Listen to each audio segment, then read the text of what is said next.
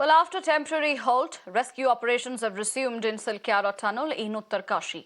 The drilling machine had collided with a metallic obstruction at 25 meters inside the tunnel, and in a third attempt to rescue the 40 workers trapped behind a 70-meter thick wall of debris in a 4.5-kilometer long rescue, officials are drilling the tunnel with a new and more powerful machine. The state-of-the-art auger machine has been made a significant progress, drilling through 24 meters so far, and meanwhile, one more machine will be brought from for airlifting. The machine is expected to arrive in Uttarkashi by tomorrow morning, and the clock is ticking as efforts continue to bring relief to those stranded for over 130 hours.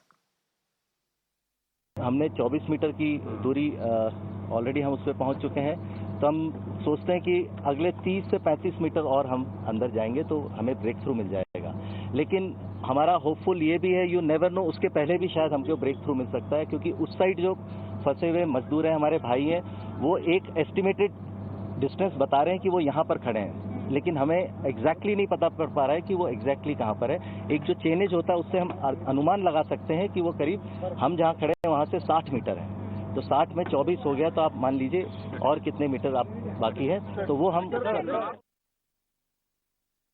अभी की अगर बात करते हैं, देखिए कृत्वीन, अभी जो जानकारी बाकायदा मीडिया ब्रीफिंग के दौरान दी गई थी, ये कहा गया है कि 24 मीटर पाइप जो है वो यहाँ पर बाकायदा अंदर तक किया गया है इंसर्ट उसको। और इस वक्त की अगर हम बात करते हैं, पीछे की तस्वीर एक बार हम आपको दिखाना चाहेंगे। हलचल जो है वो अभी इस वक्त हाल फिलहाल बहुत तेज हुई थी। एनडीआरएफ की टीम्स, एसडीआरएफ की टीम्स जो है वो यहाँ पर हैं, लगातार मौजूद हैं, क्योंकि एसपी ने ये बताया कि कुछ ही देर में मॉक ड्रिल जो है वो यहाँ पर की जाएगी। मॉक ड्रिल इसलिए कि जैसे ही एस्केप, जो इवैक्यूएशन प्लान है, जो वो सफल होता है, उसके बाद जब ये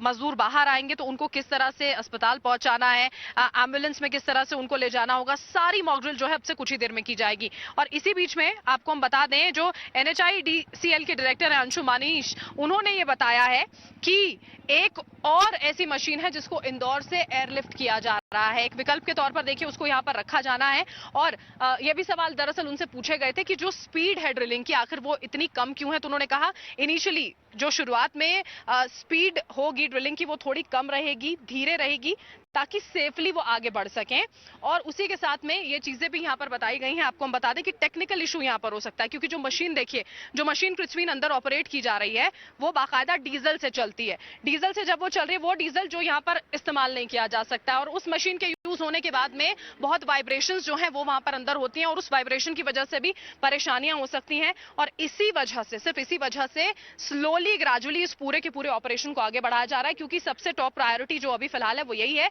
कि मजदूर जो है वो सेफली बाहर आ जाए। तैयारियां पूरी कर ली गई हैं। पीछे अगर आप देख पाएंगे, एक बार फिर मैं आपको तस्वीरें दिखाती हूं, टीम्स लगातार तैनात वहां पर, और उसी के साथ में एम्बुलेंस जो है, एम्बुलेंस की संख्या जो है वो भी अभी फिलहाल यहां पर बढ़ाई गई है।